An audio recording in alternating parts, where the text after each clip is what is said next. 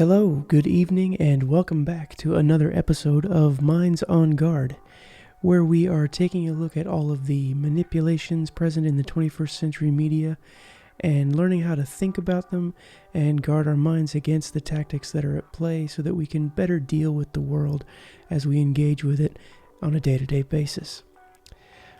We're going to continue looking at an article that we've been digging into over the past 6-ish videos, discussing the various alternatives to traditional sources of meat. Just a little refresher in that we are paying attention to the various tactics that are present within this article, specifically with regard to thought manipulation. Now that means that we are examining all of the ways that our more rational thinking capacities are being assailed in order to support a specific ideology, worldview, or agenda. This can and does happen at all levels of perception. Remember we talked about the macro context in the last video. So what we're looking for, it happens at all levels, both the micro and the macro levels.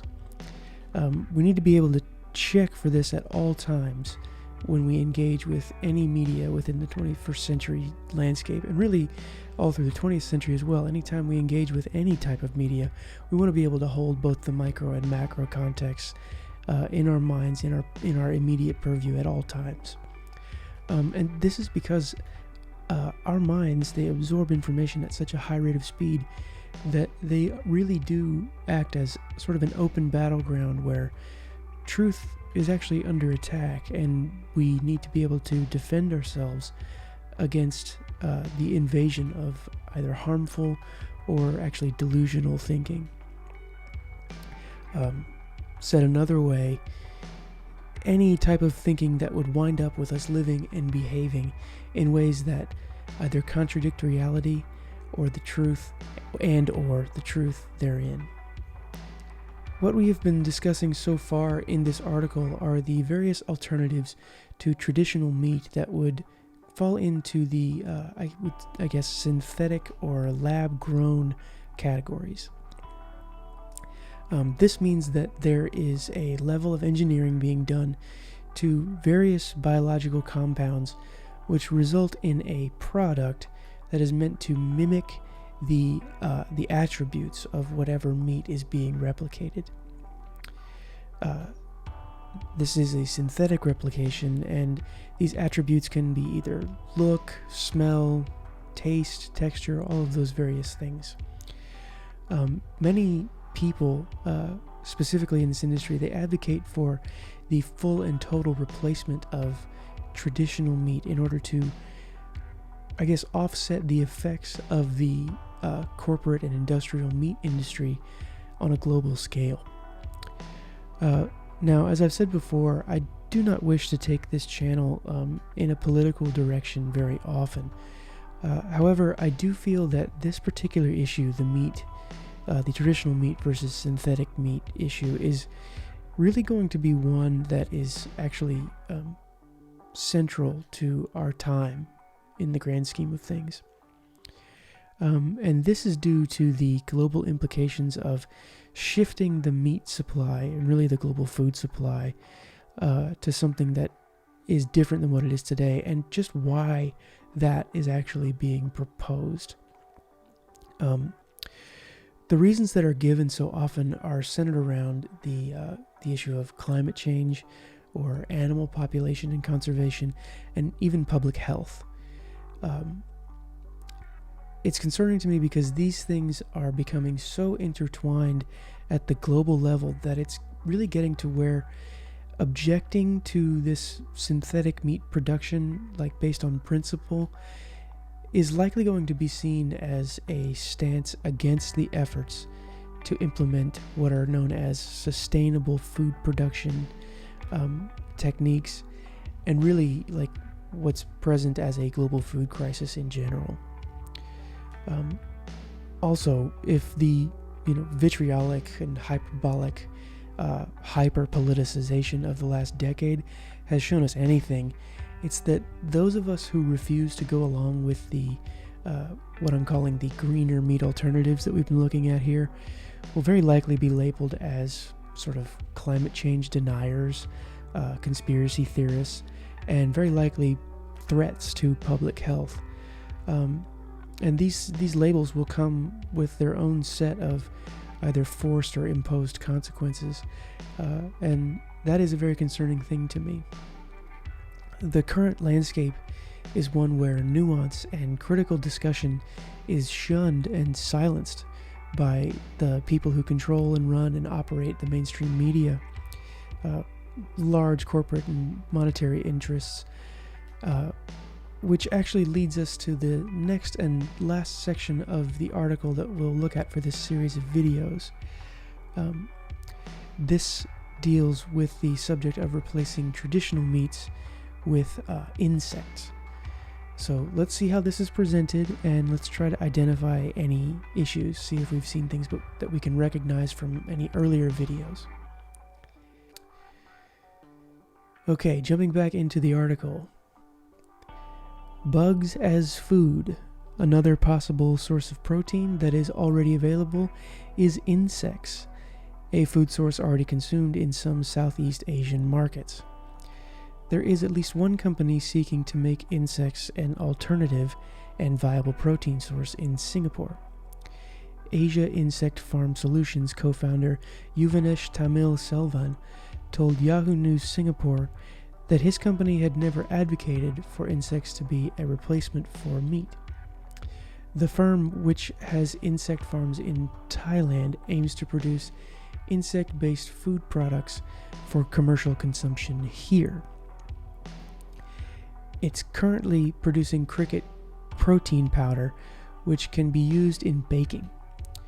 Quote, "People have been eating insects alongside meat traditionally. We want to reintroduce insects into diets and certain locales at the same time offer people an option," said Yuvanesh. The co-founder told us that insects actually can have a nutritional profile that is comparable with meats and could even excel in certain aspects. Typically, crickets have a nutritional profile where they've got 70% protein by mass. So for every 100 grams, you get about 70 grams of protein. That's 2 to 3 times more than chicken, beef, or pork, he said. That said, insects can act as a complement to contribute to the texture and taste of a dish. For instance, mealworms or buffalo worms are said to taste like bacon when fried due to their high fat content. Quote, "As great as insects are in terms of protein content, there are also downsides, and they're not going to replicate that meat-like texture. But insects work well in other kinds of food products, such as high-protein, healthy cookies," Yuvanesh said. Future of alternative meats still uncertain. Professor Wang pointed out that while insects may be a sustainable source of protein, consumer acceptance is key for insects to be regarded as a viable alternative source of protein. There are also regulatory barriers to overcome, she added. It may still be some time before we see more alternative meat options hit the shelves. AIFS products are still undergoing evaluation by the authorities, while Shiok Meats is only looking to have its shrimp and lobster products in supermarkets in the next few years. Okay. Before we go any further, I must admit and disclose my own personal bias on this subject. I personally will not be eating bugs, and I do not support this agenda in any way, shape, or form. I find it actually quite appalling and a degrading proposition that we would replace traditional meat with insects. And that's not because I feel that I am above something that is common or practiced in other cultures like in Southeast Asia or any other ones that could be mentioned, but because I know that the elites of this world, the ones who are pushing these agendas, that are developing them and using their power and influence to implement these ideas, if their plans actually do come to fruition, they will not be the ones eating the insects. They will be dining on filet mignon and lobster, while the rest of us are only given the mealworm option. As I've said before, I would like to refrain from discussing political issues too much here, but I must disclose my opinion for the sake of intellectual integrity in this video. I do think it would be wrong of me to constantly make the note and point out the need to search out for biases and then hide my own. But anyway, let's continue with just looking at the article on its face. Right away, we're given a kind of biasing regarding the legitimacy of this insect solution. The phrase, a food source already consumed in some Southeast Asian markets, really is clearly a manipulative tactic in order to get the reader's mind to open up to accepting what is being proposed here. Along with this, once again, we must give special attention and effort when thinking about this toward parsing out the various definitions being used for certain terms within this last section of the article. There is enough vague and imprecise language, as well as some ellipsis, which could span gaps of thinking and speech, that we really aren't told what is said in that gap. There's enough of that here to leave us without a complete understanding of what is actually being proposed here. And if we're not careful to ask certain questions about this subject, we may wind up overlooking certain details that would make these ideas completely untenable if we thought about them in any real capacity. The terms viable, can be used, comparable, or could excel, and may be are ones that jump out to me as needing much more clarification in the context that we're dealing with. Some questions like, what sort of criteria does a food source have to meet in order to be considered viable? Is it a good idea to replace well-established food sources and industries with new ones simply because they can be used, unquote? What about any kind of deep cost-benefit analysis to that proposition? And to that end, I'm very skeptical about the only listed comparable nutrients in the nutritional profile of these insects compared to traditional meat is the protein content. That is a very vague and general idea. First of all, what kind of protein? 70 grams per 100 grams. How many insects is that going to take to actually meet the mass of let's say a cow? And then what about the delivery mechanism?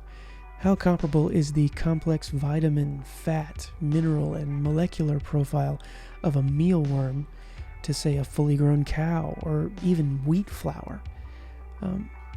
It's these kinds of things that, if glossed over and not critically considered, have the potential to influence people's thinking to where they accept the small amount of information as good enough for their general understanding of the subject, and then, when met with crisis, demand implementation of new solutions to problems that have either been man-made or don't exist, and they're being touted as real when it's really a facade, fabricated by some type of business interest to suit their aims of profit and control, which then leads to them becoming public policy, ultimately destroying what has been in place and sustaining life on this planet for thousands of years. You can see how one sort of nugget of an idea that can be given roots in faulty or delusional thinking can blossom into a really horrific situation. I don't think it's a good idea to replace what has been working for us on the potential that these newly proposed, untested, unregulated products maybe could save us from the specter of climate change and a global food crisis. Regardless of how real either of those things are, it just doesn't seem wise to me.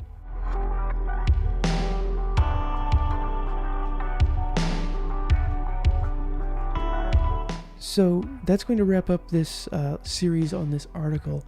We dug through quite a lot over the last 6 videos, and there was a lot left out on the table regarding some of the larger implications of what is going on when we engage with the media in the 21st century.